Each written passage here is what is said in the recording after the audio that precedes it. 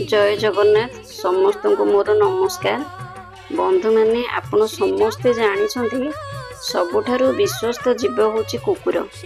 ताकू टिके स्नेह करिथाओ किंबा किछि खाइबाकू देइथिबे से जेतेबेले जेउठारे आपनकू देखिबो तार लांगुड़ को हलाई कृतकृत्य जणाउथिबो।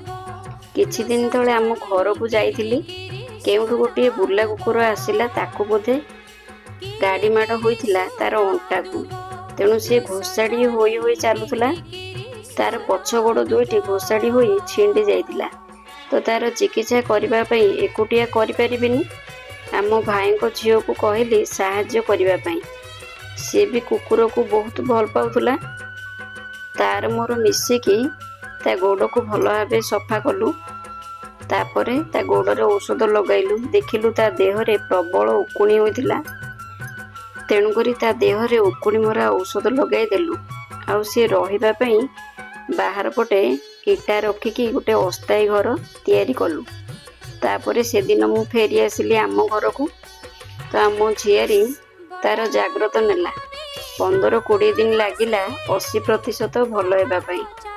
वर्तमान से चलिबारे टिके सक्षम हैला। ताकू देखिले बहुत खुशी लागुची।